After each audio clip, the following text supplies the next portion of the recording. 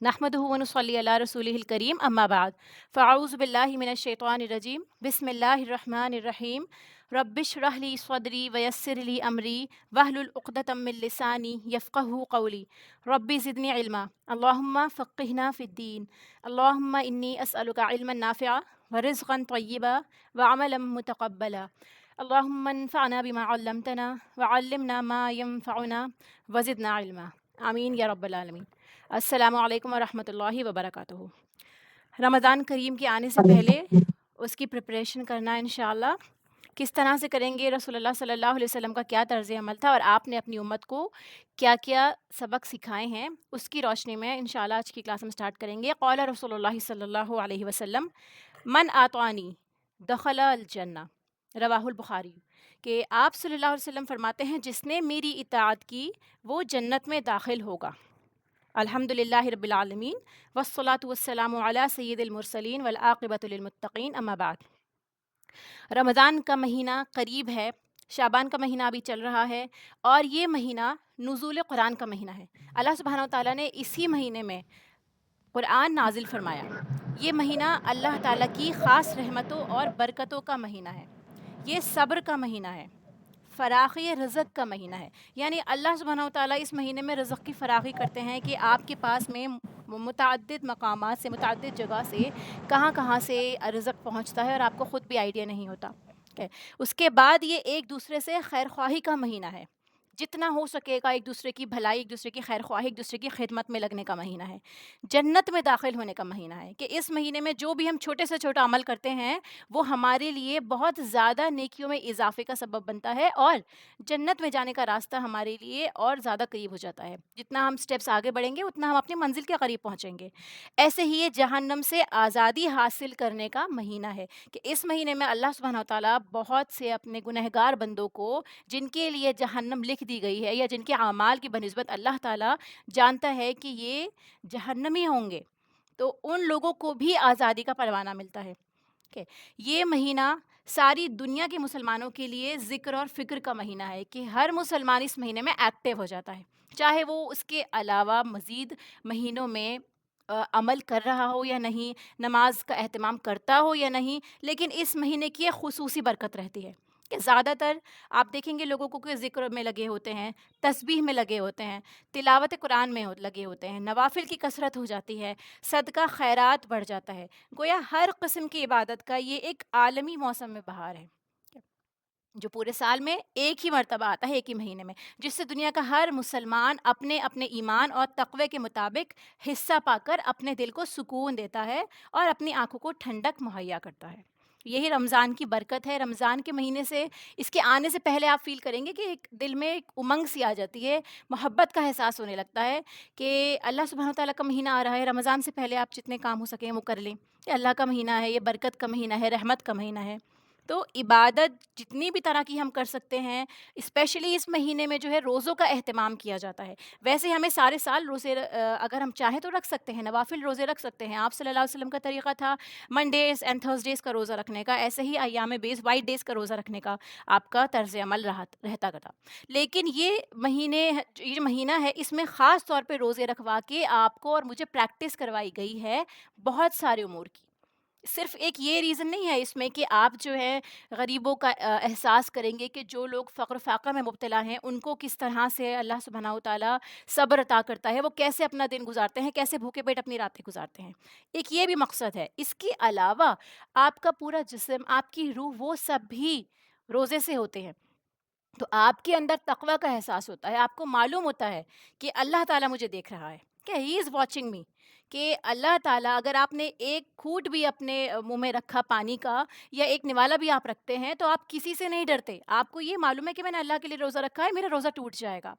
تو یہ جو احساس ہوتا ہے اس کو تقویٰ کہتے ہیں، اور یہی مقصد ہے روزے کا بیسیکلی، کہ آپ کے اندر گاڈ فیئرنس یا پھر گاڈ کانشیسنس ڈیولپ ہو جائے کہ اللہ تعالیٰ is watching me constantly all the time. Allah تعالیٰ نے قرآن مجید میں خود اس کی وضاحت فرمائی ہے کہ اے لوگو جو ایمان لائے ہو، تم پر روزے اسی طرح فرض کیے گئے ہیں جس طرح تم سے پہلی امتوں پر فرض کیے گئے، تاکہ تم متقی بن جاؤ، گناہوں سے بچنے والے بن جاؤ۔ کہ آپ کو پتہ ہوگا اللہ تعالیٰ مجھے دیکھ رہا ہے. ایسے ہی غیر رمضان پورے سال یہ 30 دن کی ایک ٹریننگ پروگرام ہے ہمارا کہ ہم پورے سال ایکٹیو رہیں. اللہ تعالیٰ از واچنگ می. کوئی غلط کام کرنے سے پہلے ہم یہ سوچیں گے اللہ تعالیٰ مجھے دیکھ رہا ہے. اسی لیے آپ کانشیسلی روزہ رکھیں. ایسا نہ ہو کہ ہم پورے دن روزہ رکھ کے سوتے رہیں یا اپنے کاموں میں مشغول ہو جائیں, اس کو احساس اس کا کرے ہی نہ. اسی لیے پہلے اپنے سارے کام مکمل رکھیں تاکہ اس مہینے میں کثرت سے آپ عبادت, ایکٹیو عبادت کر سکیں, جس میں آپ محسوس کریں کہ اللہ تعالیٰ مجھے دیکھ رہا ہے, میرے ہر عمل کو دیکھ رہا ہے. رسول اللہ صلی اللہ علیہ وسلم نے بھی روزے کا مقصد بیان کرتے ہوئے فرمایا کہ روزہ گناہوں سے بچنے کے لیے ڈھال ہے. روزے دار فحش باتیں اور کوئی بیہودہ کام نہ کرے, کہ یعنی اس کو نہیں کرنے کا, اس کو آرڈر دیا گیا ہے کہ آپ یہ کام نہ کریں کیونکہ آپ کا روزہ ٹوٹ جائے گا. اور اگر کوئی شخص گالی گلوچ اور لڑائی جھگڑنے پر بھی اتر آئے تو صرف اتنا کہہ دے کہ میں روزے سے ہوں. ویسے بھی ہم جانتے ہیں کہ لڑائی جھگڑا پسندیدہ نہیں ہے. لڑائی جھگڑے سے ایٹ دی اینڈ آپ دیکھیں گے لاسٹ میں اس نتیجے پہ بھی پہنچتا ہے انسان کہ ایک دوسرے کا قتل تک کر ڈالتا ہے. یہ اس کی انتہا ہے. اسی لیے پہلے اسٹیج میں ہی فرما دیا گیا کہ یہ ٹریننگ آپ کو دی جا رہی ہے کہ اس طرح آپ اپنی زبان کو قابو رکھیں, اپنے جذبات کو, اپنے غصے کو قابو رکھیں, جھگڑے سے بچیں, تاکہ آپ جب کنٹرول کر لیں گے انشاءاللہ ان 30 دنوں میں, تو باقی ٹائم میں آپ کے لیے یہ ایموشن جو سب سے زیادہ وائلنٹ ہوتا ہے انسان کے اندر, اور آپ دیکھیں گے کہ چھوٹی چھوٹی باتوں پہ غصہ آ جاتا ہے, بچوں کی باتوں پہ غصہ آ جاتا ہے, بڑوں کی باتوں پہ غصہ آ جاتا ہے, ہماری ہیلپر جو گھر پہ آتے ہیں ان کے باتوں پہ غصہ آ جاتا ہے ہمیں. تو ہم لوگ جو ہیں بہت والیٹائل ہیں, ذرا سی باتوں پہ غصہ آ جاتا ہے ہمیں. اللہ تعالیٰ اس مہینے میں ہماری اس کی بھی ٹریننگ کر رہا ہے. باقی سارے امور تو ہیں کہیں نہ کہیں, لیکن جو انسان کی سب سے بڑی کمزوری ہے, جیسے بھوکا رہنا, کیونکہ اس کو بھوک لگتی ہے, بنا کھائے آپ کچھ بھی کرنا پسند نہیں کرتے, ایسے ہی غصہ محسوس کرنا, ایسے ہی آپ تھکان محسوس کریں گے کیونکہ پورا دن آپ ٹائرڈ ہوں گے بنا کھائے. ان ساری چیزوں کے باوجود آپ عبادت میں لگے ہوں گے, اپنے کاموں میں لگے ہوں گے, اپنی فیملی کو دیکھ رہے ہوں گے, نماز کا اہتمام کریں گے, قرآن مجید کی تلاوت کریں گے. تو یہی ہماری ٹریننگ ہے. اللہ تعالیٰ کی وجہ سے ہم لوگوں کے لیے ایک گفٹ ہے, ایک بلیسنگ ہے, کیونکہ سارا سال جو ہے ہم ایسے ہی نکال دیتے ہیں بنا کسی سخت ٹریننگ کے یا بنا کسی محنت کے. بس سوچتے ہیں کہ جیسے طرح زندگی چل رہی ہے چلتی رہے گی, ٹھیک ہے, ہم بہت نیکیاں کر رہے ہیں یا بہت کچھ کر رہے ہیں, یا ہمارے پاس ٹائم نہیں ہے بہت کچھ کرنے کا, تو اللہ تعالیٰ اتنا چھوٹا موٹا بھی قبول فرما لے. یہ ہمارے اندر جو ہے گھر کر چکی ہے بات, کہ ہماری پروگرامنگ ایسی ہو گئی ہے. تو اسی پروگرامنگ کو ہمیں ریبوٹ کرنا ہے, ہمیں اپنے آپ کو چینج کرنا ہے اس مہینے میں, کہ جتنا ہو سکے ہم زیادہ سے زیادہ اللہ تعالیٰ کو اپنے سامنے حاضر ناظر پاتے ہوئے عمل کریں, اور اپنے آپ کو ان چیزوں سے بچائیں جو حرام ہیں. بلا شبہ نیکی کرنا بڑے اجر و ثواب کا باعث ہے, لیکن نیکی کرنے کے ساتھ ساتھ ہمیں کیا کرنا ہے, برائی سے بچنا ہے. ایسا نہ ہو کہ پورے دن ہم محنت کر رہے ہیں اور لاسٹ میں آ کے ہم کیا کریں, اپنے گناہوں کے سبب یا ایسی کوئی بات کر دے جس کی وجہ سے وہ ہماری نیکی ضائع ہو جائے, کہ لیکنگ بکٹ کی طرح, کہ جیسے آپ نے ایک بکٹ لیا ہوا ہے, آپ کے ہاتھ میں ایک برتن ہے اور اس کے اندر چھید ہو جاتا ہے, پھر آپ پانی ڈالیں, کچھ بھی ڈالیں, وہ چیز اس میں سے بہتی چلی جائے گی, اور آپ کو لگ رہا ہے کہ آپ جمع کر رہے ہیں نیکیاں, حالانکہ وہ نیکیاں ڈراپ بائی ڈراپ کر کے ساری کی ساری ود ٹائم ختم ہو جائیں گی, اور آپ کے پاس کیا بچے گا لاسٹ میں, خالی برتن. تو آپ صلی اللہ علیہ وسلم نے بھی اس حدیث شریف میں جو مسلم میں آتی ہے, آپ نے صحابہ سے جب دریافت فرمایا کہ جانتے ہو مفلس کون ہے, تو صحابہ نے عرض کیا یا رسول اللہ جس کے پاس درہم و دینار نہ ہو وہ مفلس ہوتا ہے. ٹھیک ہے, غریب, مفلس مطلب غریب, جس کے پاس کچھ نہیں ہے, یا وہ غریب ہے, فقیر ہے, وہ نیڈی ہے. تو آپ صلی اللہ علیہ وسلم نے کیا ارشاد فرمایا, میری امت کا مفلس وہ ہے جو قیامت کے روز نماز, روزہ اور زکوٰۃ جیسے اعمال لے کر آئے گا. کہ نماز, روزہ, زکوٰۃ, دیکھیے یہ سب فرائض میں سے آتے ہیں, یعنی یہ تو کرنے ہی کرنے ہیں, نفل کی بات نہیں ہو رہی یہاں پہ. وہ فرائض بھی لے کر آئے گا, لیکن اس نے کیا کیا ہوگا, اس نے ایسے کام کیے ہوں گے, دیکھیے وہ کبیرہ گناہ بھی نہیں ہے, لیکن پھر بھی ایسے کام ہیں آپ نے جس کی وجہ سے حقوق العباد کے اوپر ضرب پڑ رہی ہوگی, کسی کو گالی دی, کسی کے اوپر تہمت لگائی, کسی کا مال کھایا, کسی کو قتل کیا, تو اس کی نیکیاں ان مظلوموں میں تقسیم کر دی جائیں گی. جتنا کچھ کیا ہے وہ سب ان میں بانٹ دیا جائے گا, اور اگر نیکیاں ختم ہو گئی تو جو مظلوموں کے گناہ ہوں گے, جن کے ساتھ ہم نے زیادتی کی ہے, چاہے وہ اس میں ہمارے بچے ہوں, چھوٹے ہوں, یا پھر کوئی بھی ایسا ہو جس کے اوپر ہم ابھی قدرت رکھتے ہیں, ٹھیک ہے, کہ ہم کچھ بھی کہہ دیں اس کو اور سامنے سے وہ جواب نہیں دے گا, تو ایسے لوگ جو ہیں جو سب سے زیادہ ولنریبل رہتے ہیں, ان لوگوں کے گناہ پھر ڈال دیے جائیں گے ہمارے اوپر آ کے, حتیٰ کہ پھر اس انسان کو دوزخ میں ڈال دیا جائے گا. اسی لیے صرف یہ نہ سوچے کہ ہم نیکیاں کرنے میں لگے ہوئے ہیں, لیکن کسی کا دل دکھا دیا, زبان سے تکلیف دے دی, یا احسان جتا دیا, سیلفیز لے کے اپنے اپلوڈ کر دیا کہ آپ اتنے ڈونیشنز کر رہے ہیں، اتنے آپ نے قرآن کریم مکمل کر لیے، تراویح کی نمازیں، تہجد میں آپ لمبی لمبی نمازیں پڑھ رہے ہیں، دعائیں مانگ رہے ہیں. بہت کامن ہے یہ چیزیں کہ ان سب سے حد درجے بچنے کی ضرورت ہے ہم لوگوں کو، کیونکہ یہ ساری چیزیں ہمارے اعمال کو ضائع کرنے کا سبب بنتی ہیں. اب احادیث کی طرف آتے ہیں انشاءاللہ. روزے کی فرضیت الصیام. سب سے پہلے آتا ہے روزہ اسلام کی بنیادی فرائض میں سے ایک فرض ہے. حضرت عبداللہ ابن عمر رضی اللہ تعالیٰ عنہ کہتے ہیں کہ رسول اللہ صلی اللہ علیہ وسلم نے فرمایا اسلام کی بنیاد 5 چیزوں پر ہے، یعنی یہ پلرز ہیں، اگر یہ ہی نہ ہوں تو آپ کا اور میرا اسلام قبول ہی نہیں ہے. تو یہ اس کی فرضیت ہمیں یہاں سے پتہ چلتی ہے. کلمہ شہادت یعنی اشہد ان لا الہ الا اللہ وان محمد رسول اللہ، پھر نماز قائم کرنا، اور قائم کرنا کیا ہوتا ہے یہ ہم بہت ڈیٹیل میں اپنی تفسیر میں پڑھ چکے ہیں. زکوٰۃ ادا کرنا، حج اور رمضان کے روزے رکھنا. یہ 5 چیزیں جو ہیں یہ آپ کے اور میرے اوپر فرض ہیں. جو بھی اس کے اندر آتا ہے، استطاعت رکھتا ہے، اپنی ایج لمٹ کو پہنچتا ہے، جو بھی کرائٹیریا پر آتا ہے اس کے اوپر یہ فرض ہے، اس کو جواب دینا ہی دینا ہے کہ اس نے کس چھوٹی موٹی بیماری کے عوض، یا ذرا سا ہمیں تھکان ہوئی، ہم کہیں جانا ہے ہمیں، یا ہمارے بچے ہوتے ہیں وہ روزہ رکھنے کی کوشش کرتے ہیں، پھر وہ تھوڑا بہت کمپلین کرتے ہیں تو ہم ان سے کیا بولتے ہیں، روزہ توڑ دو، کھول دو روزہ. آپ کس طرح سے اس کو صبر کی ٹریننگ دیں گے؟ پھر اگر چھوٹی چھوٹی باتوں پہ آپ روزے کو کھولنے لگ جائیں، توڑنے لگ جائیں، یا ان کو کالج جانا ہے، ان کے ایگزامس ہے تو ان سے روزے چھڑوا دیے. اگر فرض ہو گئے ہیں روزے تو ہر درجے کوشش کریں کہ ان کو ٹرین کریں کہ یہ روزہ فرض ہے. جس طرح سے ہمارے لیے دوسری چیزیں فرض ہوتی ہیں، یا ہم اپنی اسکول کی پڑھائی کو یا کسی اور کام کو اپنے اوپر فرض سمجھ لیتے ہیں، اسی طرح سے روزے رکھنا بھی ہم پہ فرض ہے اور اس کا ہمیں جواب دینا ہوگا. پھر دوسری حدیث آتی ہے، حضرت ابو ہریرہ رضی اللہ تعالیٰ عنہ کہتے ہیں کہ ایک اعرابی نبی اکرم صلی اللہ علیہ وسلم کی خدمت میں حاضر ہوا اور عرض کیا کہ مجھے ایسا عمل بتائیے جس کے کرنے سے میں جنت میں داخل ہو جاؤں. یعنی آپ کو جنت میں جانے کا راستہ بتایا جا رہا ہے کہ اس راستے کے سبب آپ جنت میں پہنچ سکتے ہیں. ٹھیک ہے، جنت یعنی کامیابی، یعنی اللہ تعالیٰ کی رضا. تو اگر ہم اس دنیا میں اس طرح اس بات کو سمجھیں کہ ایک بہت بڑی ہم لوگوں کو ایک سکسیس ملنے والی ہے، یا ہم بڑی پراپرٹی کے مالک ہونے والے ہیں، یا ہمیں $1,000,000 ملنے والے ہیں، ٹھیک ہے، اس کے لیے ہمیں کیا کرنا ہوگا؟ اسی طرح آپ یہ سمجھیے اس کے سامنے تو یہ مثال کچھ بھی نہیں ہے کہ آپ کو جنت میں جانے کا راستہ اس کی مل رہی ہے. تو یہ سوال کیا گیا، بہت سمپل سوال تھا.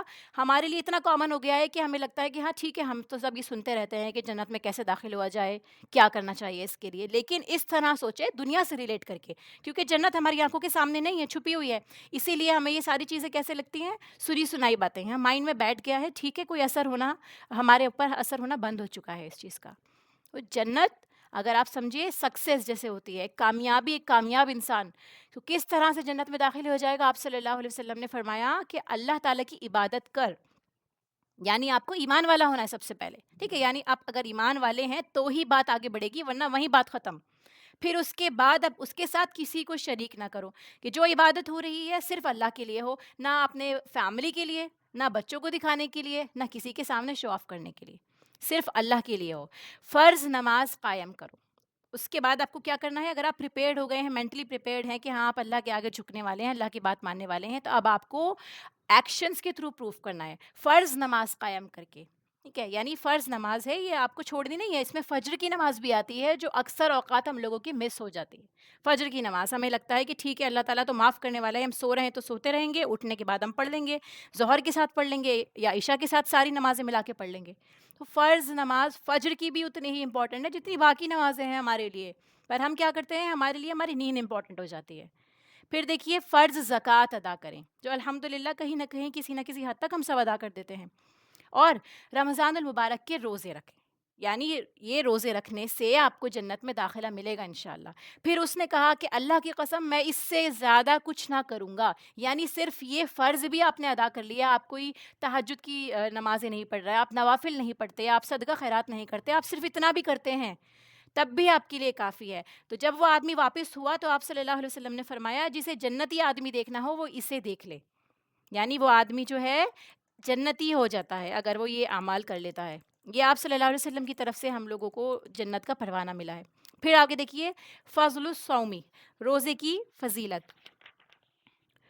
رمضان المبارک کے شروع ہوتے ہی جنت کے دروازے کھول دیے جاتے ہیں اور جہنم کے دروازے بند کر دیے جاتے ہیں. یہ مہینہ اتنا امپورٹنٹ کیوں ہے؟ ہم لوگوں کو کیا فائدہ ہونا ہے اس، کیونکہ ہم تو روزہ رکھ رہے ہیں، ہم تو ایک طرح سے قربانی کر رہے ہیں، ہمیں ہی قرآن پڑھنا ہے، ہمیں ہی صبر کرنا ہے، تو ہمیں اس کے بدلے کیا ملنا ہے؟ ٹھیک ہے، تو اس کا جواب یہاں پہ ملتا ہے ہمیں کہ یہ مہینہ ہے، جنت کے دروازے اس میں کھول دیے جاتے ہیں، یعنی آپ کا اور میرا نام درج ہو جائے گا اگر ہم جنتی ہوں گے تو۔ ایسے ہی جہنم کے دروازے بھی بند کر دیے جاتے ہیں کہ جو گناہ گار ہیں، جو جہنم میں ہیں یا جانے والے ہیں، وہ بھی اس مہینے میں یعنی ایک طرح سے ویٹنگ میں چلے جاتے ہیں کہ اللہ سے معافی مانگ لو، توبہ کر لو، رجوع کر لو۔ اس مہینے میں اللہ کی رحمت بہت وسیع ہوتی ہے، آپ کے گناہوں کو بھی وہ معاف کر دے گا۔ اگر آپ جہنم میں ہیں، جو لوگ جہنم میں آلریڈی ہیں، ان کے لیے دعا کر کے یا اللہ تعالیٰ ان کو جہنم سے بھی خلاصی دیتا ہے، اللہ تعالیٰ بہتر جانتا ہے کہ کس کو خلاصی ملنی ہے۔ پر ابھی ہمارے پاس ٹائم ہے تو ہم کس طرح کر سکتے ہیں کہ اپنے آپ کو جہنم سے بری کر کے، ٹھیک ہے۔ حضرت ابو ہریرہ رضی اللہ تعالیٰ عنہ سے روایت ہے، رسول اللہ صلی اللہ علیہ وسلم نے فرمایا جب رمضان آتا ہے تو آسمان کے دروازے کھول دیے جاتے ہیں۔ آپ آسمان کے دروازے کھلتے ہوئے امیجن کریں کہ آسمان ہے، اس کے اوپر فرشتے ہیں، ہر آسمان پہ فرشتے ہیں، پھر اس کے اوپر اللہ سبحانہ و تعالیٰ ہے، تو آسمان کے دروازے کھل گئے، یعنی آپ سمجھ لیں کہ اللہ کی رحمت ڈائریکٹ آپ کی اور میرے اوپر آتی ہے، ٹھیک ہے۔ اور جہنم کے دروازے بند کر دیے جاتے ہیں اور شیاطین قید کر دیے جاتے ہیں، شیطانوں کو بھی قید کر دیا جاتا ہے کہ وہ کم سے کم آپ کے اوپر اثر ڈالیں گے۔ وہ جو وسوسے آتے ہیں یا جو ہم جتنا بھی برا محسوس کرتے ہیں، غلط کام کرتے ہیں، تو وہ حد درجے کم ہو جائے گا، الا یہ کہ ہماری ہیبٹس نہ بن گئی ہوں ان کاموں کی۔ پھر ہے رمضان میں عمرہ کا ثواب حج کے برابر ملتا ہے، ٹھیک ہے۔ اگر آپ رمضان مبارک میں عمرہ پہ جانا چاہتے ہیں تو اس کے لیے جو حدیث ہے جس میں آپ کو حج کا ثواب ملتا ہے، صرف عمرہ کر کے کچھ دن میں آپ نے عمرہ کیا اور آپ پورا حج کا ثواب لے گئے، کیونکہ حج ایک مشکل ترین عبادت ہے کہ حج کے اسپیشلی جو 5 ڈیز ہوتے ہیں اس میں لوگوں کا ہجوم ہونا، گرمی برداشت کرنا، پھر اتنا مسلسل چلتے رہنا، ویٹ کرنا، تو یہ چیز کیا ہے، یہ ایک بہت مشقت والا عمل ہے اور یہ اللہ کی رضا کے لیے آپ کرنے جاتے ہیں، تو اس کا ثواب صرف رمضان میں عمرہ کر کے آپ کو مل رہا ہے، تو یہ رمضان کی بہت بڑی ایک فضیلت ہے۔ حضرت عطا رحمہ اللہ کہتے ہیں، میں نے حضرت عبداللہ ابن عباس رضی اللہ تعالیٰ عنہ سے سنا کہ رسول اللہ صلی اللہ علیہ وسلم نے انصار کی ایک عورت ام سنان سے فرمایا، حضرت عبداللہ ابن عباس رضی اللہ عنہ نے اس عورت کا نام بھی لیا مگر میں بھول گیا ہوں، یعنی اس عورت کا نام ان کو یاد نہیں تھا، کہ تم ہمارے ساتھ حج پر کیوں نہیں چلتی؟ آپ صلی اللہ علیہ وسلم نے اس عورت سے پوچھا کہ تم ہمارے ساتھ حج پر چلو، آپ نے ایک طرح سے اسے انوائٹ کیا کہ تم حج پہ چل سکتے ہو ہمارے ساتھ، تو عورت نے کیا جواب دیا کہ ہمارے پاس صرف 2 اونٹ تھے، ایک پر میرا شوہر اور بیٹا دونوں حج کے لیے چلے گئے ہیں، اب ایک اونٹ گھر میں ہے جس پر ہم پانی وغیرہ لاتے ہیں، یعنی وہ ان کی سروس کے لیے تھا اونٹ، ٹھیک ہے۔ اس کے اگر وہ اس پہ بیٹھ کے حج پہ چلی جاتی تو پھر گھر کے کام کیسے ہوتے، ٹھیک ہے، تو ہو سکتا ہے پیچھے ان کے باقی کے ممبرز ہوں گھر پہ، تو فرمایا رسول اللہ صلی اللہ علیہ وسلم نے کہ اچھا جب رمضان آئے تو عمرہ کر لینا، اس کا ثواب بھی حج کے برابر ہے۔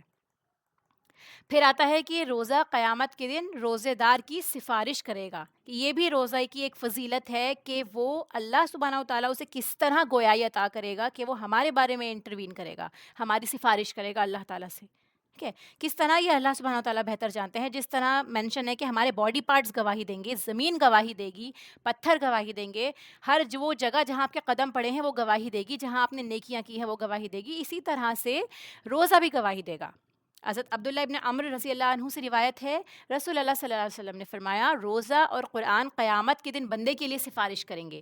روزہ کہے گا کہ اے میرے رب، میں نے اس بندے کو کھانے پینے اور اپنی خواہشات سے روکے رکھا، یعنی آپ نے کوئی غلط کام نہیں کیا، خواہشات میں ہر چیز آئے گی، جسمانی خواہشات کے علاوہ آپ کی بھوک پیاس، آپ کا غصہ، آپ کی ڈیمانڈز، آپ کا باہر جانے کا من کر رہا ہے لیکن روزہ ہے آپ نہیں جاتے، آپ کو مارکیٹ میں جانے کا من کر رہا ہے، شاپنگ کرنے کا من کر رہا ہے، کوئی نئی چیز خریدنی ہے لیکن آپ نہیں جاتے کیونکہ آپ کو پتہ ہے روزہ ہے، آپ باہر جائیں گے تو آپ کو تھکان ہو جائے گی، آپ کو پیاس لگنے لگے گی، اینی ریزن، تو اسی لیے آپ ہر طرح کی خواہشات سے رکتے ہیں صرف اللہ تعالیٰ کی رضا کے لیے، اس روزے کے لیے، ٹھیک ہے۔ لہٰذا اس کے بارے میں میری سفارش قبول فرما، تو وہ روزہ آپ کے لیے سفارش کرے گا، اور اس دن ایک ایک چیز کی سفارش بہت امپورٹنٹ ہوگی، ٹھیک ہے۔ جیسے آپ کو پتہ ہے کہ آپ کا کیس بگڑا ہوا ہے، آپ جانتے ہیں، آپ اور میں جانتے ہیں کہ ہم لوگ کتنے گنہگار ہیں، ہم نے کہاں کہاں کون کون سے گناہ کیے ہوئے ہیں، تو اللہ تعالیٰ ہم کو بخشے گا یا نہیں بخشے گا، ہماری کوئی ایسا گناہ نہ ہو کہ جس کی بدولت ہماری سخت پکڑ ہو، ہم نہیں جانتے، تو اسی لیے اس دن اگر کوئی سفارش کر رہا ہوگا تو یہ بہترین ایک ذریعہ ہوگا، ہمارے لیے خوشی کا سبب ہوگا، چاہے رسول اللہ صلی اللہ علیہ وسلم کی سفارش نصیب ہو ہمیں، اور وہ بھی انہی لوگوں کو ہوگی کہ جو لوگ بدعت نہیں کرتے ہیں، ٹھیک ہے. اس کے علاوہ نیک لوگوں کی سفارش ہو گئی، قرآن کی سفارش ہو گئی. ٹھیک ہے. پھر ہم جانتے ہیں کہ ہم نے سورہ بقرہ اور سورہ آل عمران کے بارے میں پڑھا تھا کہ وہ بھی صاحبانوں کی طرح آ جائیں گے.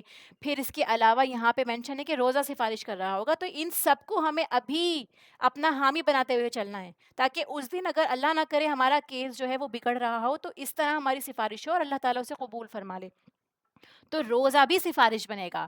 اور قرآن کہے گا کہ اے میرے رب، میں نے اس بندے کو رات قیام کے لیے سونے سے روکے رکھا. یعنی آپ جو رات کی نماز پڑھتے ہیں یا تہجد میں آپ قرآن کریم کی تلاوت کر رہے ہیں، ٹھیک ہے، تراویح بھی آ جاتی ہے اس میں، نفل نماز بھی آ جاتے ہیں، یا آپ رات کو جاگ کے قرآن کریم کی تلاوت کر رہے ہیں، اس کی سبب جو آپ نہیں سوئے، آپ سو سکتے تھے لیکن آپ نہیں سوئے، تو وہ قرآن بھی آپ کے لیے سفارش کرے گا. فرمایا لہٰذا اس کے بارے میں میری سفارش قبول فرما. چنانچہ دونوں کی سفارش قبول کی جائے گی. اس کو مارک کر لیجیے کہ قبول بھی ہوگی اگر آپ نے واقعی اللہ کی رضا کے لیے کام کیے ہیں، نہ کہ اس لیے کہ آپ کو بس قرآن کمپلیٹ کرنا ہے، زیادہ سے زیادہ قرآن کمپلیٹ کرنا ہے تاکہ آپ لوگوں کو بتا سکیں. اللہ کے لیے کیا ہے آپ نے، تو یہ بھی آپ کی قبول کی جائے گی سفارش انشاءاللہ. پھر آتا ہے روزے کا اجر بے حساب ہے. یعنی جو آپ کو اجر ملنا ہے اس کا کوئی حساب نہیں ہے، کیونکہ آپ نام اعمال کو امیجن کریں کہ آپ کے نام اعمال میں نیکیاں اور گناہ دونوں تولے جا رہے ہیں. ٹھیک ہے، آپ کا کچھ وزن ہے، کچھ برائیوں کا کچھ وزن ہے، کچھ نیکیوں کا وزن ہے. پھر کچھ اعمال ایسے ہوں گے جو بے حساب ہوں گے، یعنی اس کا کوئی وزن ہی نہیں ہوگا. ٹھیک ہے. پھر یہاں دیکھیے حدیث میں آتا ہے، حضرت ابو ہریرہ رضی اللہ عنہ کہتے ہیں کہ رسول اللہ صلی اللہ علیہ وسلم نے فرمایا، اللہ عز و جل فرماتا ہے کہ ابن آدم کا ہر عمل اس کے لیے ہے سوائے روزے کا. یعنی آپ جو بھی نیکی کا کام کر رہے ہیں وہ اپنے لیے کر رہے ہیں. اللہ کی رضا شامل ہے، بالکل ہے، لیکن اس کا بدلہ آپ کو مل رہا ہے.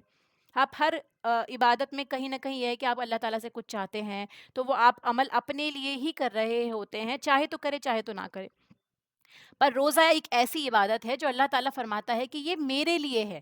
یعنی بندہ چاہتا تو روزہ کھول سکتا تھا، لیکن وہ اپنی ان خواہشات کو جو کہ نیچرل ہیں، طبعی ہیں، جو انسان کے اندر حاجت ہوتی ہے، بھوک کی، پیاس کی، اور بہت ساری چیزیں ایسی ہیں جو روزے میں منع ہے، اس سب کی انسان کو خواہش ہوتی ہے، لیکن وہ پھر بھی رک جاتا ہے، نیچرل چیزوں کو بھی چھوڑ دیتا ہے اللہ تعالیٰ کے لیے. اسی لیے اللہ تعالیٰ فرماتا ہے کہ روزہ میرے لیے ہے اور میں ہی اس کی جزا دوں گا. اور روزہ آگ سے ڈھال ہے، یعنی یہ آپ کے لیے آگ کے اندر شیلڈ کا کام کرے گی. ایسی چیز کہ جو آپ کو آگ لگنے نہیں دے گی، آگ سے بچا کے رکھے گی، فائر پروف سمجھ لیجیے. ٹھیک ہے. لہٰذا جس روز تم میں سے کسی کا روزہ ہو اس روز وہ فحش گوئی نہ کرے. تو وہ روزہ ڈھال کب بنے گا، آپ کی اور میری حفاظت کب کرے گا، کہ جب ہم ان شرائط کو پورا کریں کہ ہمیں کوئی فحش گوئی نہیں کرنی. فحش کون سی چیزیں ہوتی ہیں؟ ایسی برائی جس کا اثر دوسروں پر بھی پڑتا ہے. ٹھیک ہے، ایسی کھلی برائی جو آپ کو پتہ ہے منع ہے چیزیں، پھر آپ وہ کر رہے ہیں اور اس میں دوسرے بھی افیکٹ ہو رہے ہیں، ان کو بھی ناگوار گزر رہا ہے، وہ چیز بری لگ رہی ہے وہ چیز، پر ہم نہیں سوچتے ان کے بارے میں. تو ایسے کام فحش ہوتے ہیں. تو فحش گوئی نہ کرے، یعنی زبان سے بھی نہ نکالیے ایسے کام. گوئی بات کرنا، بولنا، ٹھیک ہے، اور بےہودہ کلامی نہ کرے. اور اگر کوئی دوسرا اس سے گالی گلوچ کرے یا لڑائی کرے تو روزے دار کو صرف اتنا کہنا چاہیے، میں روزے دار ہوں. اس ذات کی قسم جس کے ہاتھ میں محمد صلی اللہ علیہ وسلم کی جان ہے، روزے دار کے منہ کی خوشبو قیامت کے دن اللہ تعالیٰ کو مشک کی خوشبو سے بھی زیادہ پسندیدہ ہوگی. اس کو اس طرح سمجھیے کہ کوئی چیز ہے جو آپ کو ابھی عیب دار لگ رہی ہے، کیونکہ وہ آپ کو پتہ ہے ماؤتھ سے جو اسمیل آتی ہے ایمٹی اسٹمک کی وجہ سے، وہ اوبویسلی وہ آفینسو ہوتی ہے، بری سی ہوتی ہے وہ. لیکن اللہ تعالیٰ یہ بھی فرماتا ہے کہ جو چیز دیکھو تمہیں ابھی بری لگ رہی ہے وہ مجھے اتنی پسند ہے، اتنی پسند ہے، کیونکہ اس میں تمہارا اخلاص ہے، وہ میرے لیے ہے، تو مجھے وہ بری چیز بھی اچھی لگ رہی ہے. وہ میرے نزدیک مشک سے بھی زیادہ پسندیدہ ہے. اور مشک کی خوشبو بہت تیز ہوتی ہے، بہت اسٹرانگ ہوتی ہے. ٹھیک ہے. روزے دار کے لیے دو خوشیاں ہیں جن سے وہ فرحت حاصل کرے گا. یعنی ایسی دو خوشیاں اسے ملتی ہیں کہ جس سے اسے خوشی محسوس ہوتی ہے، اس کے دل میں سکون آتا ہے. اولاً جب وہ روزہ افطار کرتا ہے تو خوش ہوتا ہے. یعنی پورے دن کی تھکان کے بعد آپ اس چیز کو اس طرح سمجھیے کہ آپ اگر کسی دن روزہ ہو، آپ باہر جائیں کسی کام سے، ٹھیک ہے، اگر آپ بزی ہوں، آپ نے یا گھر میں ہی پورے دن آپ نے کام کیا ہو، بہت گرمی ہو، سخت گرمی ہو، ابھی تو الحمدللہ موسم بہت بہتر ہے، جب بالکل سخت گرمی ہو، بہت لمبا روزہ ہو جائے آپ کا، اس وقت میں جب آپ روزہ کھولتے ہیں، آپ وہ جو ایک گھونٹ پانی پیتے ہیں یا کھجور کھاتے ہیں، اس میں جو احساس ہوتا ہے، جو شدید والی بھوک کے بعد آپ کھاتے ہیں، تو ایک الگ سی خوشی آپ کو محسوس ہوتی ہے. اس چیز کو یاد کر لیا کریے کہ حشر کے میدان میں اس سے کہیں زیادہ بھوک پیاس ہمیں لگ رہی ہوگی، بدحال ہوں گے ہم.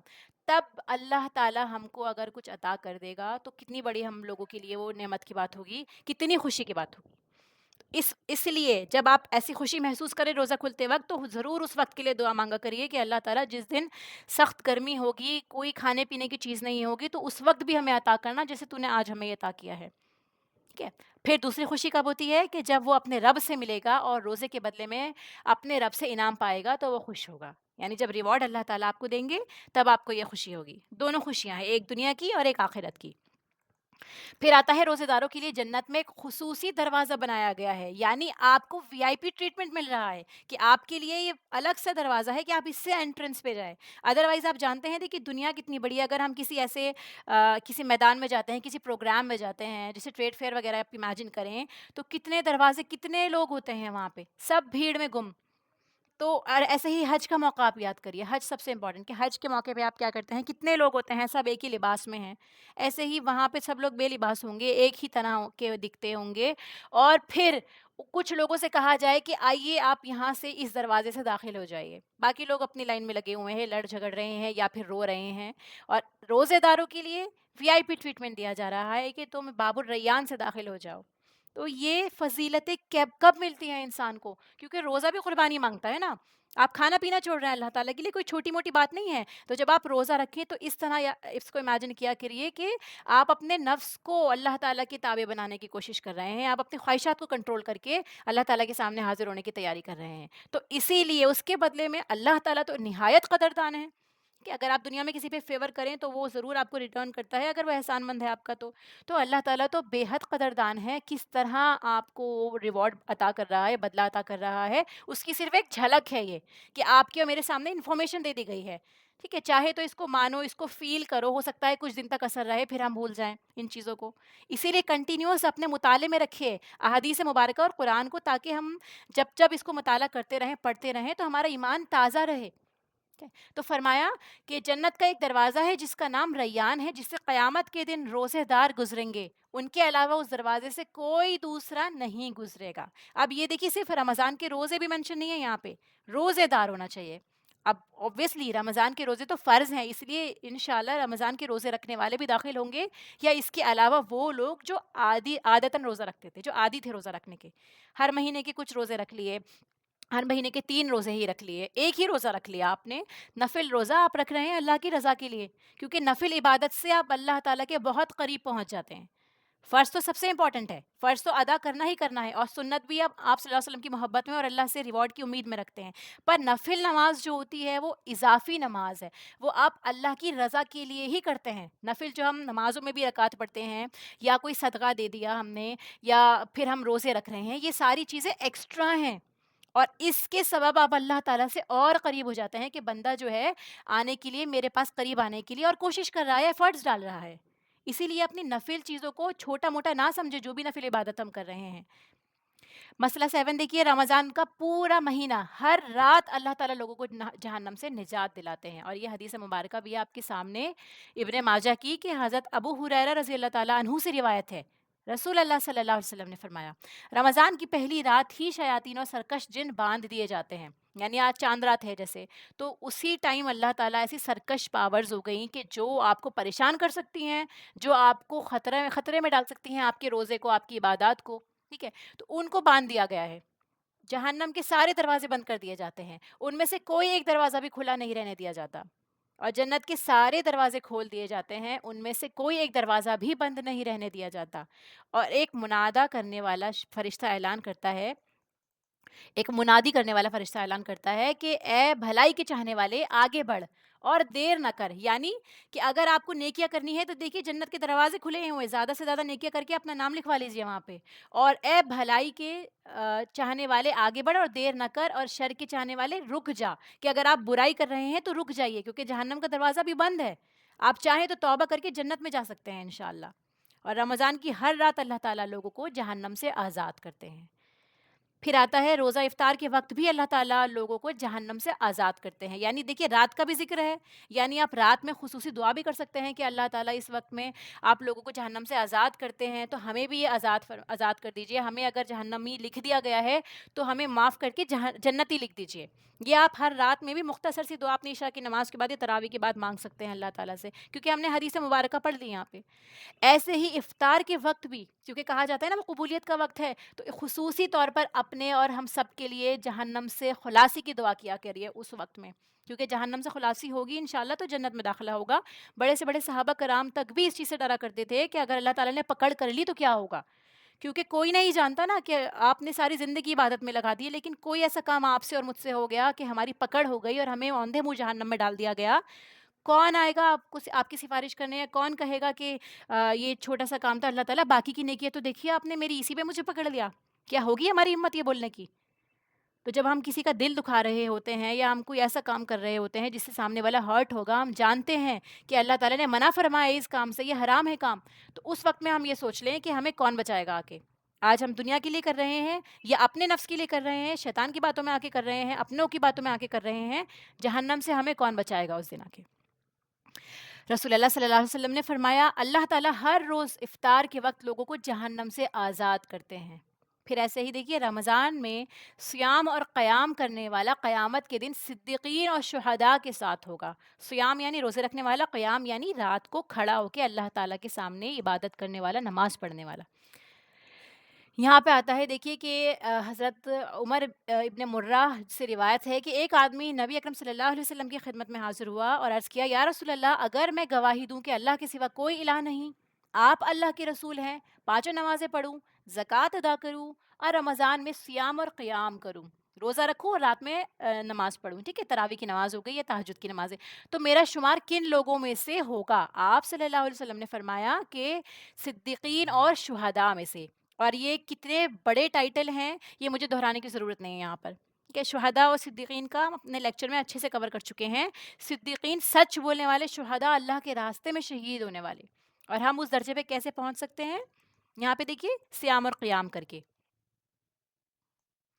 اہمیت الصوم، روزے کی کیا اہمیت ہے، اس کے بارے میں کیا احادیث ہیں؟ دیکھیے رمضان کی برکتوں سے محروم رہنے والا بے نصیب ہے. ابھی تک ہم نے اس کے اچھے ٹریٹس بھی پڑھے، اب اگر ہم اس سے فائدہ نہیں اٹھاتے، ہم دنیا میں بزی ہوئے ہیں یا ہم اپنی طبیعت سے بے حال ہیں، ٹھیک ہے، ہمیں ایسی چھوٹی موٹی سی بھی کوئی بیماری ہو گئی ہے اس کے عوض بھی ہم سوچتے ہیں کہ چلو روزہ چھوڑ دو کیونکہ اللہ تعالیٰ تو رحیم ہے، ہم بعد میں رکھ لیں گے، یا ہماری بات آتی ہی نہیں ہے، یا ہم نے اپنے زندگی میں کچھ ایسے روزے ہیں جو ہم چھوڑ بیٹھے ہیں، کسی بھی وجہ سے چھوڑ بیٹھے ہیں، یا ہر مہینے جو روزے چھوٹتے ہیں اور ان کی ہم نے اب تک قضا نہیں ادا کری ہے، تو ہم کیا سوچ رہے ہیں؟ ہم نے اس رمضان کی جو اللہ تعالیٰ نے ہمیں رخصت دی تھی بعد میں ہمیں ادا کرنا چاہیے تھا، اس کا روزہ ہمیں رکھنا چاہیے تھا، بعد میں اس کا فدیہ دینا چاہیے تھا، روزہ رکھنا چاہیے تھا. ٹھیک ہے، اگر آپ فدیہ نہیں دے پا رہے تو روزہ کم سے کم رکھیے. لیکن ہمارے کتنے ہی روزے جمع ہو چکے ہوں گے اب تک جو ہم نے نہیں رکھے، اور ہم کس چیز کا انتظار کر رہے ہیں؟ سردیاں آئیں گی تو رکھیں گے، سردیاں بھی نکل چکی ہیں. کتنے روزے ہیں، کتنے لوگوں کے روزے چھوٹے ہوئے ہیں جب سے انہوں نے ہوش سنبھالا ہے، اس کے بعد سے پیوبرٹی کے ٹائم سے کتنے روزے چھوٹے ہوئے ہوں گے لیکن نہیں رکھے، نہ اس چیز کی طرف کسی کا دھیان جاتا ہے. تو دیکھیے رمضان کی برکتوں سے محروم رہنے والا بے نصیب ہے. ٹھیک ہے، حضرت انس ابن مالک رضی اللہ عنہ سے روایت ہے کہ رمضان آیا تو رسول اللہ صلی اللہ علیہ وسلم نے فرمایا یہ مہینہ جو تم پر آیا ہے اس میں ایک رات ایسی ہے جو قدر و منزلت کے اعتبار سے 1000 مہینوں سے بہتر ہے. جو شخص اس کی سعادت حاصل کرنے سے محروم رہا وہ ہر بھلائی سے محروم رہا. یعنی اس میں ایک ایسی رات آئے گی جو ہم جانتے ہیں لیلۃ القدر کی رات ہے کہ وہ 1000 مہینوں سے بھی بہتر ہے، کہ آپ نے 1000 مہینے اللہ کی عبادت کری ہے، روزے رکھے ہیں، نمازیں پڑھی ہیں، قرآن کریم کی تلاوت کری ہے، اس سے بھی بہتر ہوگی صرف اس ایک رات میں جاگنا. اور اگر آپ محروم ہو جاتے ہیں اس ایک رات سے تو آپ بے نصیب ہیں. اور یہ اوبویسلی لیلۃ القدر کی رات ہے. پھر آتا ہے رمضان پانے کے باوجود مغفرت حاصل نہ کر سکنے والے کے لیے ہلاکت ہے. یعنی رمضان کا مہینہ آیا اور چلا گیا اور ہم نے اللہ تعالیٰ سے دعا نہیں کی یا اپنے آپ کو بخشش کا مستحق نہیں بنایا، ہمارے کام ہی نہیں چھوٹے ایسے، یا پھر رمضان کے بعد ہم دوبارہ اسی روش پر آ گئے، تو کیا فرمایا دیکھیے کہ رسول اللہ صلی اللہ علیہ وسلم نے صحابہ کرام سے فرمایا ممبر لاؤ. ہم ممبر لے آئے، جب نبی کریم صلی اللہ علیہ وسلم پہلی سیڑھی پر چڑھے تو فرمایا آمین. پھر جب دوسری سیڑھی چڑھے تو فرمایا آمین. اسی طرح آپ جب تیسری سیڑھی چڑھے تو فرمایا آمین.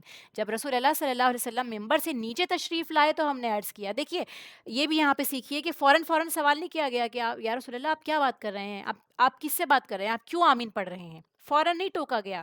یہ ادب ہوتا ہے کہ آپ جب بعد میں ممبر سے نیچے آ جاتے ہیں, آپ خطبہ بھی دے چکے ہوتے ہیں, اس کے بعد میں آپ سے سوال کیا جاتا ہے کہ یہ معاملہ کیا تھا, اور اس کو دیکھیے نظر انداز بھی نہیں کیا گیا کہ ٹھیک ہے ہو سکتا ہے وہ اپنی دعائیں مانگ رہے ہوں گے, ہم کیا کرنا ہے یا ہم کیوں پوچھیں, ٹھیک ہے وہ اپنا کام کر رہے تھے, ہم اپنی دعائیں مانگتے ہیں. نہیں, علم کی جستجو بھی ہے, آپ کے اندر جاننے کی تڑپ بھی ہے کہ ہم کسی خیر سے محروم نہ رہ جائیں. کیا پتہ کوئی ایسی بات پتہ چل جائے رسول اللہ صلی اللہ علیہ وسلم سے جو ہمارے کام آ جائے.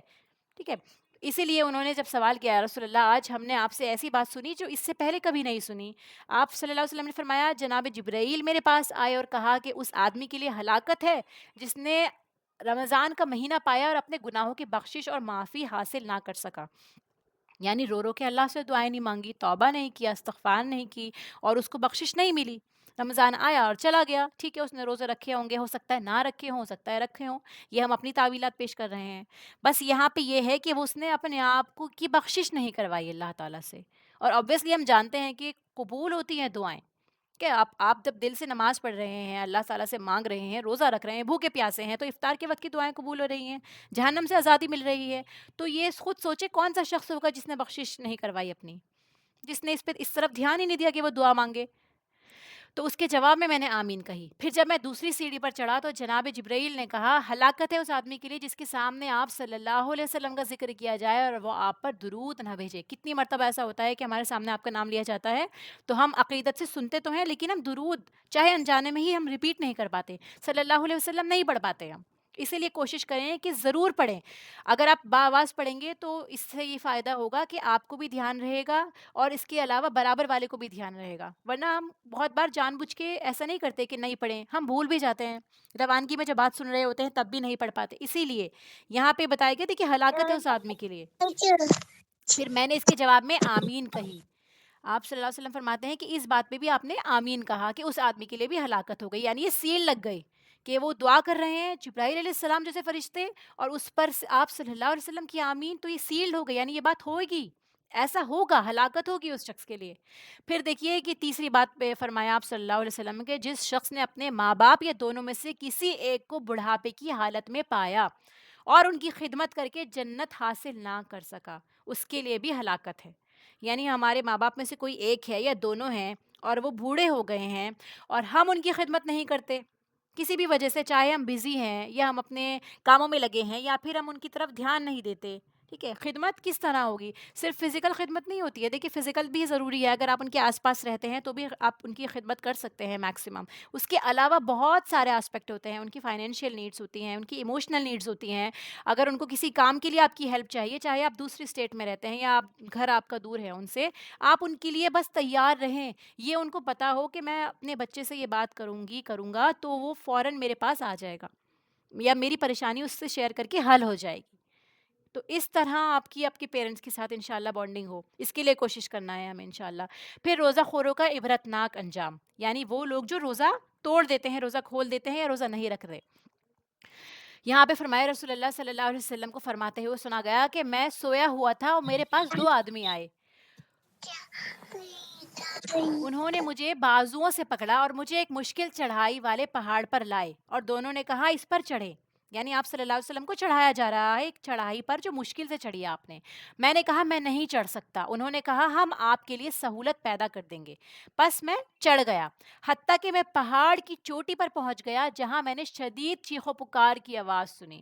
ٹھیک ہے, انسان کب چیختا ہے, کب ہوتی ہے چیخ و پکار, جب کوئی تکلیف میں ہو, کوئی مصیبت میں ہو, ٹھیک ہے, تبھی تو انسان چیختا ہے.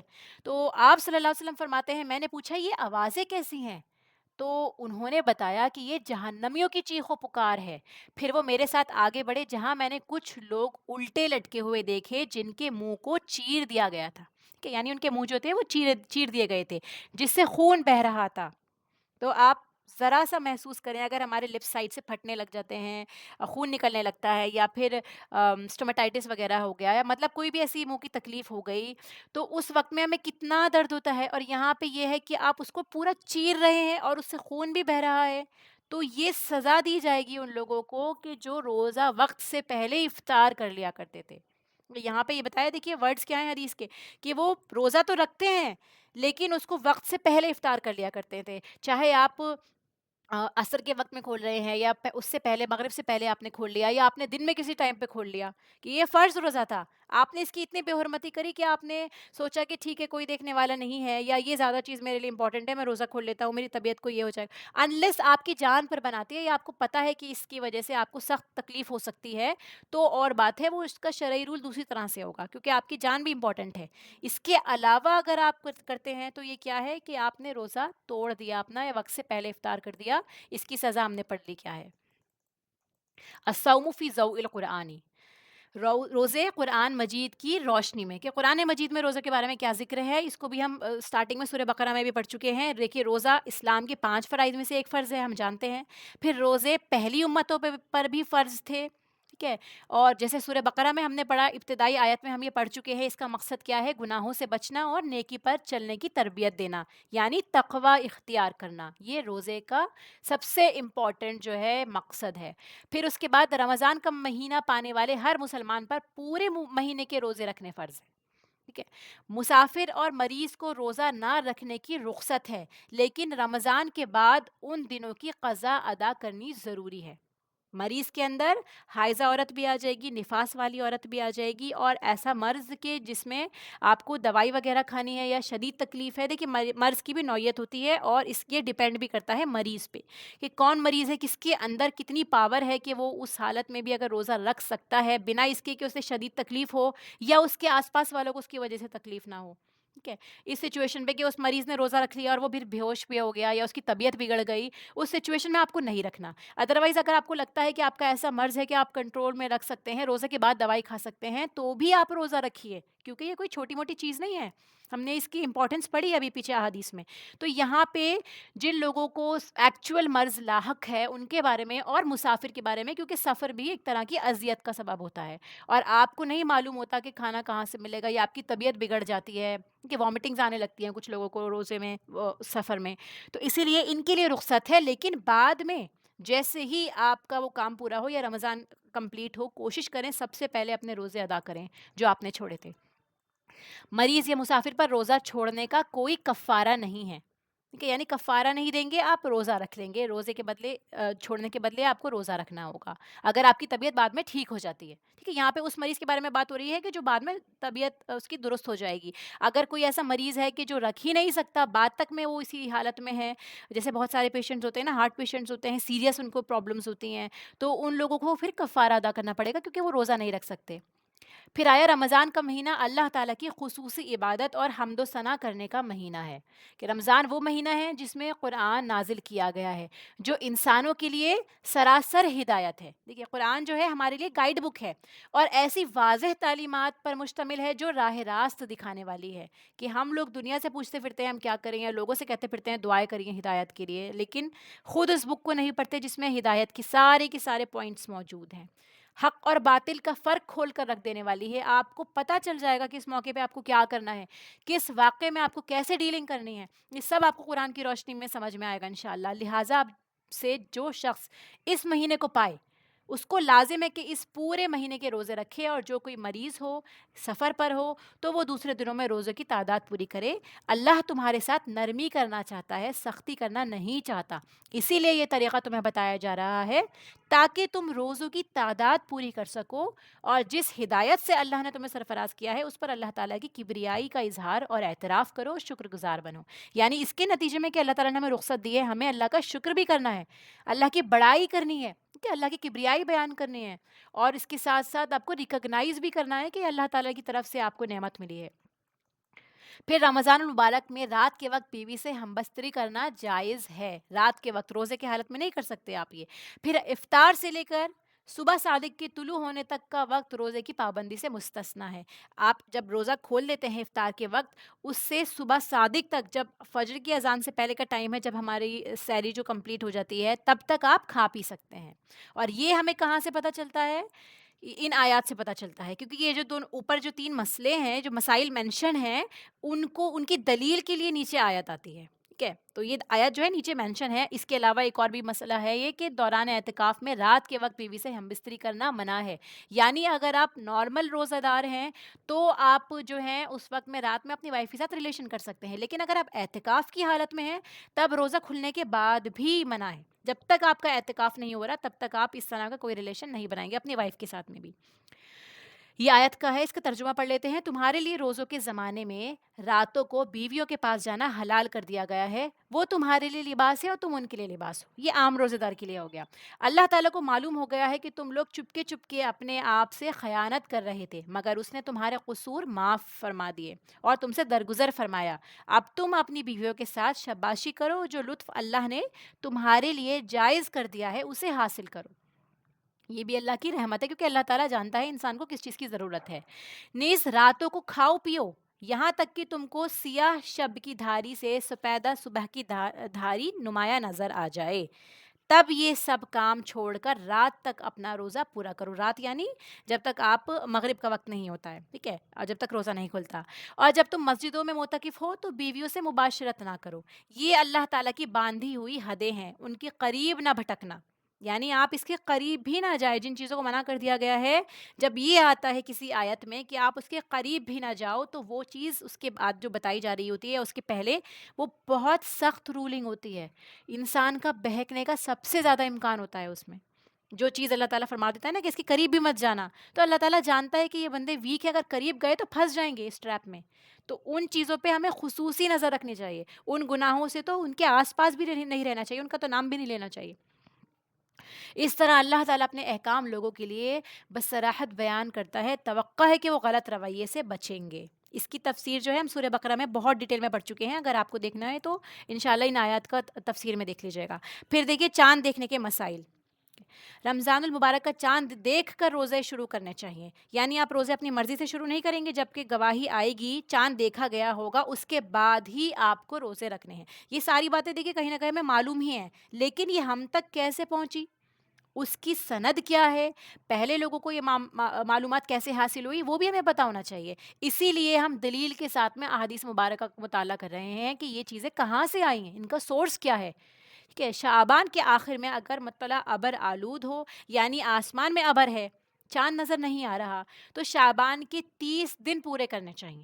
ٹھیک ہے، تو پھر اس ٹائم پہ آپ کیا کریں گے، اگر چاند نظر نہیں آ رہا، بالکل ابر ہے آسمان میں، تو پھر آپ اس کو روزہ کنسیڈر نہیں کریں گے کہ ہاں چلو رمضان شروع ہو گئے نیکسٹ ڈے سے روزہ رکھ لیں گے. وہ آپ شعبان کا دن ہی کنسیڈر کریں گے. پھر شعبان کے 30 دن پورے ہو جائیں گے. اگر رمضان کے آخر میں مطلع ابر آلود ہو تو رمضان کے 30 دن پورے کرنے چاہیے. Same goes with the month of Ramadan کہ اگر رمضان کا مہینہ ہے، اب چاند رات پہ آپ چڑھتے ہیں دیکھنے کے لیے کہ 29 روزے ہو چکے ہیں، ہو سکتا ہے چاند ہو جائے، ٹھیک ہے، لیکن ابر ہے، چاند نہیں ہوا، تو آپ یہ سوچ کے کہ کیا پتہ چاند ہو گیا ہو. آپ کو کچھ نہیں سوچنا. اب آپ کو کیا کرنا ہے اس حدیث مبارکہ کے مطابق کہ آپ کو روزہ رکھنا ہے، پورے 30 کرنے ہیں. اوبویسلی 31 نہیں ہوتے ہیں، 30 تو ہوتے ہی ہیں نا، تو 30 روزے آپ کو پورے کرنے ہوں گے. اس کی دلیل آپ کے سامنے موجود ہے. متفقن علیہ، اس کا بھی آپ یاد رکھیے، متفقن علیہ کا مطلب ہے کہ اس کا ریفرنس صحیح بخاری اور صحیح مسلم دونوں سے دیا گیا ہے، جو کہ موسٹ اوتھینٹک کتابیں ہیں حدیث کے حساب سے، جس سے ہم حدیث کا مطالعہ کرتے ہیں. اس لیے جب کہیں آپ کہیں پر متفق علیہ دیکھیں نا، متفقن علیہ، تو سمجھ جائیں کہ یہ سب سے زیادہ اوتھینٹک حدیث ہے، کہ یہ بخاری اور مسلم دونوں میں منشن ہے. حضرت عبداللہ ابن عمر سے روایت ہے کہ رسول اللہ صلی اللہ علیہ وسلم نے فرمایا، چاند دیکھے بغیر رمضان کے روزے شروع نہ کرو اور چاند دیکھے بغیر رمضان ختم نہ کرو. اگر مطلع ابر آلود ہو تو مہینے کے 30 دن پورے کر لو. ایک مسلمان کی گواہی پر روزے شروع کیے جا سکتے ہیں. اب یہ دیکھیے، اگر صرف ایک مسلمان نے بھی گواہی دے دی، ایک مسلمان ہے وہی جو اوبویسلی عاقل بھی ہے، سمجھدار بھی ہے، بالغ ہے، فالو کرنے والا بھی ہے، اور یہ جو ہے شرائط کہیں پر مینشن نہیں ہے، لیکن آپ کو کسی کی گواہی لینے سے پہلے دیکھنا ہوگا نا کہ وہ انسان جو گواہی دے رہا ہے اس نے کہاں دیکھا، کیا اس کے پاس میں اس کا کس طرح کا دیکھنے کا سورس تھا. یعنی اس نے اپنے گھر پہ چڑھ کر دیکھا ہے. کہ اگر ایک مسلمان بھی گواہی دے دیتا ہے کہ اس نے رمضان کا چاند دیکھ لیا ہے تو آپ کو اس کی گواہی ماننی ہوگی. ٹھیک ہے. حضرت عبداللہ ابن عمر سے روایت ہے کہ لوگوں نے چاند دیکھا اور میں نے نبی اکرم صلی اللہ علیہ وسلم کو بتایا کہ میں نے بھی چاند دیکھا ہے. چنانچہ نبی اکرم صلی اللہ علیہ وسلم نے خود بھی روزہ رکھا اور لوگوں کو بھی روزہ رکھنے کا حکم دیا. پھر آتا ہے رمضان کی پہلی تاریخ کے چاند کے بظاہر چھوٹا یا بڑا ہونے میں شک میں نہیں پڑنا چاہیے. ہم یہ نہ سوچیں کہ چاند جو ہے پہلی تاریخ کا تو نہیں لگ رہا، یہ تو بہت بڑا ہے یا اس کے مطابق یا چھوٹا ہے. اس کے بارے میں دیکھیے کیا حدیث ہے. حضرت ابو البختری رضی اللہ عنہ کہتے ہیں ہم عمرہ کے لیے مدینہ سے روانہ ہوئے. جب نخلا کے مقام پر پہنچے تو سب نے نیا چاند دیکھا. کچھ لوگوں نے کہا یہ تو تیسری رات کا چاند لگتا ہے. یہ بھی آپ دیکھتے ہوں گے، بہت لوگوں سے سنا ہوگا آپ نے کہ یہ تو بہت بڑا لگ رہا ہے چاند. تو بڑا ہونے کی وجہ سے کچھ لوگوں نے کہا کہ یہ تو دوسری رات کا لگتا ہے، کچھ نے کہا تیسری رات کا لگتا ہے. ہماری ملاقات حضرت عبداللہ ابن عباس رضی اللہ عنہما سے ہوئی تو ہم نے ان سے کہا کہ ہم نے چاند دیکھا ہے. کچھ لوگوں نے اسے تیسری رات کا کہا، کچھ نے دوسری رات کا. حضرت عبداللہ ابن عباس رضی اللہ عنہما نے پوچھا تم نے کون سی رات کا چاند دیکھا تھا، یعنی اس سے پہلے دیکھا تھا یا نہیں دیکھا تھا، تمہارے مطابق وہ کون سی رات کا چاند تھا. تو ہم نے بتایا فلاں فلاں رات دیکھا تھا. تو کہنے لگے رسول اللہ صلی اللہ علیہ وسلم کا ارشاد مبارک ہے اللہ تعالیٰ اس کو تمہارے دیکھنے کے لیے بڑا کر دیتا ہے، لہٰذا وہ اسی رات کا چاند تھا جس رات تم نے اسے دیکھا. یعنی ایسا معاملہ جب اس وقت میں پیش آیا تو جو صحابہ کو نالج تھی آپ صلی اللہ علیہ وسلم نے فرمایا وہ انہوں نے بیان کری کہ آپ نے اگر چاند دیکھا ہے، وہ اگر بڑا نظر آ رہا ہے، آپ نے ایک دن پہلے بھی دیکھا تھا، آپ کو چاند نہیں دکھا تھا، ٹھیک ہے. اب یہ نہیں ہے کہ آپ پہلے دن تو نگلیکٹ کر کے بیٹھ گئے اور دوسرے دن دوسرے تاریخ کا ہی چاند تھا وہ، پھر آپ کہہ رہے ہیں کہ نہیں ہم نے آج دیکھا ہے تو یہ پہلی تاریخ کا ہے. ایسا نہیں ہے. اگر آپ نے پہلی کو بھی دیکھا اور ابر بھی نہیں تھا اور پھر بھی آپ کو چاند نظر نہیں آیا، اب آپ نیکسٹ ڈے آ کے دیکھتے ہیں وہ تھوڑا بڑا دکھتا ہے، تو آپ کو ڈاؤٹ ہونے لگتا ہے کہ کہیں یہ دوسری رات کا تو نہیں ہے. اس سچویشن میں وہ پہلی رات کا چاند آپ نے دیکھا ہے تو اللہ تعالیٰ کی طرف سے وہ بڑا کر کے آپ کو دکھا دیا گیا ہے.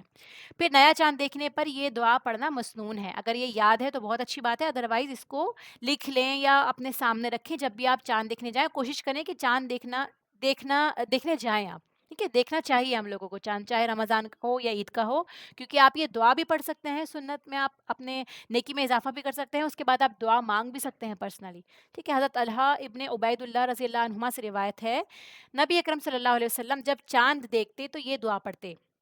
یہ دعا جو ہے اوپر مینشن ہے، دیکھیے عربک میں آپ دیکھیں گے اللہم احللہ علینا بالیمن والایمانی والسلامتی والاسلامی ربی وربک اللہ. اس کا ترجمہ نیچے ہے کہ یا الہی ہم پر یہ چاند امن، ایمان، سلامتی اور اسلام کے ساتھ طلوع فرما. یعنی یہ چاند آپ نے جو نکالا ہے تو اس میں امن بھی ہو، ہمیں ایمان بھی ہو، سلامتی اور اسلام بھی. جو آگے مہینہ آنے والا ہے اس میں ہمیں امن نصیب فرما.